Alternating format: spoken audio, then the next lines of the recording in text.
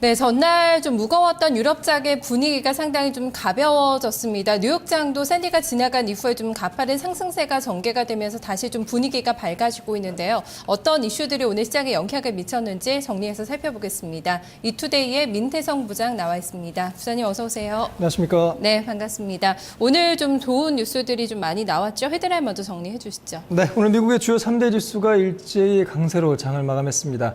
특히 주요 경제 지표가 호전됐다는 부분이 경기 회복에 대한 기대감을 이끈 것으로 볼 수가 있겠습니다.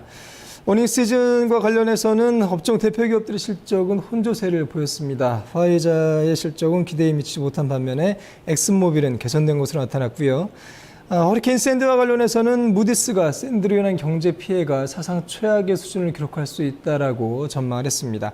자동차 업종에서는 자동차 빅3의 10월 매출이 일제 기대에 미치지 못했습니다. 네, 일단 지표가 오늘 시장을 끌어올리는데 가장 주요한 좀 역할을 하지 않았나 싶습니다. 부동산 시장 회복에 대한 기대가 좀 다시 높아지고 있죠. 네, 상무부가 9월 건설 지출을 공개했습니다. 최근 부동산 지표가 일제히 개선되고 있는데 오늘 지표도 이 같은 기대감에 힘을 더 쏟아주는 모습을 보였습니다. 9월 건설 지출은 전월 대비 0.6% 증가해서 8,516억 달러를 기록했다라고 상무부는 밝혔는데요. 이는 지난 2009년 10월 이후에 가장 많은 규모가 되겠습니다. 전망치가 0.7%였는데 일단 전망보다는 좀 부진한 모습을 나타냈고요. 그러나 8월 건설 지출 데이터는 기존의 마이너스 0.6%에서 마이너스 0.1%로 상향 조정됐습니다. HSBC는 건설업자들의 향후 주택 판매에 대해서 낙관하고 있다고 평가했고요. 그러나 공공건설 부문의 경기가 부진한 것은 문제다라고 지적하기도 했습니다. 네, 최근에 미국에서 나오고 있는 제조업 지표는 좀 들쑥날쑥한 흐름이었는데 또 중요한 ISM 제조업 지수가 나왔죠. 결과 좀 확인해 주시죠. 네, 제조업 지표 중에서 가장 중요한 지표라고 볼 수가 있겠습니다. ISM 제조업 지수가 나왔는데 예상보다 좋았습니다. 제조업종이 회복하고 있다는 기대감도 다시 커진 그런 모습이고요. ISM에 따르면 10월 제조업 지수는 51.7을 기록했습니다. 전문가 예상치가 51이었는데 예상보다 0.7포인트 웃돌았습니다. 클리어뷰 이코노믹스는 제조업 경기가 다시 회복기로 돌아갔다라고 평가했고요. 경기가 침체되진 않았고 성장세를 이어가고 있다라고 평가하기도 했습니다. 그럼 아직까지 전반적으로 제조업에 대한 평가는 전문가들은 신중하게 내리고 있는데 앞서서 발표됐었던 10월 미국 제조업 PMI 확정치는 52를 기록했습니다. 9월 달에 51.3에 비해서는 하락한 바 있습니다. 네, 제조업 지표는 좀 다행히 잘 나왔고 이제 고용 지표에 이제 주목을 하게 되겠죠. 다음날 실업률이 나오는데 일단은 실업시장 선거 건수와 민간 고용이 먼저 발표가 됐어요. 좀 잘 나왔죠? 네, 오늘 공개된 고용 지표가 특히 개선되면서 시장 심리가 긍정적으로 작용을 했습니다. ADP가 10월 민간 고용을 발표했는데요. 15만 8천 명 증가한 것으로 집계가 됐습니다. 예상치가 13만 1,000명 증가했는데 예상보다 2만 명 이상 증가했고요. 이 같은 수치는 8개월 내 최대치가 되겠습니다.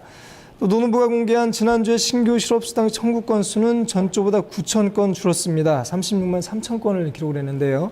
역시 예상치는 37만 건보다 호전된 수치를 나타냈습니다. 무디스는 고용 증가세가 이어지고 있다라고 긍정적으로 평가를 했고요. BNC 파이낸셜 서비스 그룹 역시 노동시장의 호전된 분위기를 오늘 지표가 잘 반영했다라고 평가했습니다. 네, 기업들도 실적을 좀 많이 발표를 했죠. 화이자는 좀 밀어서 지금 태풍 때문에 좀 밀어서 실적을 발표했는데 전반적으로 좀 흐름 어떻게 나왔나요? 네, 오늘 실적을 발표한 업종 대표 기업들의 결과는 혼조세를 보였습니다. 세계 최대 제약업체인 파이자의 실적은 기대에 미치지 못했는데요. 파이자의 주가는 오늘 1.3% 빠졌습니다. 3분기 순이익이 전년 동기에 37억 4천만 달러에서 14% 줄어서 32억 1천만 달러에 그쳤다라고 발표했습니다. 특히 주당 순이익이 48센트에서 43센트로 줄었는데 예상치는 53센트에 비한다면 10센트 정도 미치지 못했습니다. 올해 주당 순이익 전망치 역시 기존의 최대 2.22달러에서 2.17달러로 목표치를 하향한다라고 발표한 것이 주가에는 부담으로 작용을 했습니다. 거대 정유업체인 엑슨모빌의 주가는 0.45% 올랐는데요.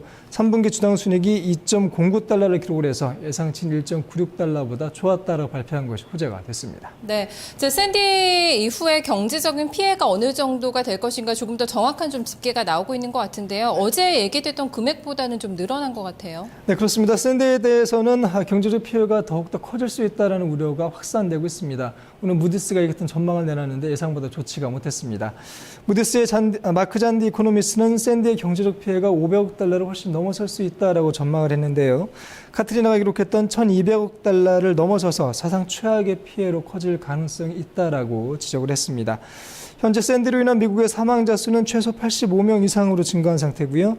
대규모 정전 사태라든가 휘발유 공급 부진으로 피해 지역이 상당한 어려움을 겪고 있습니다.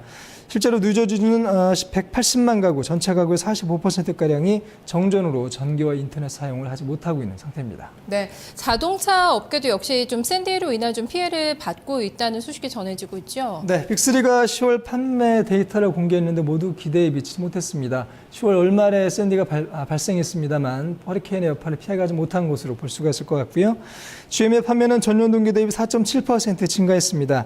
예상치가 7.8%였는데 예상에 크게 미치지 못했고요. 포드 역시 16만 7,947대를 팔아서 전년 동기 대비 0.3% 판매가 증가하는 데 그쳤습니다.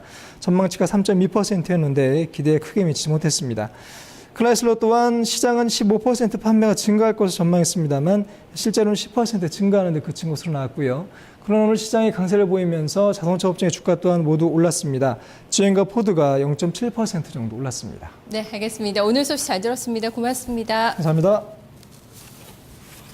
네, 뉴욕과 유럽장의 흐름을 조금 더 자세하게 체크를 해보고 있습니다. 종목과 업종별 움직임을 살펴보고 상품 시장의 마감 동향까지 같이 정리해 보겠습니다. 김민지 기자입니다.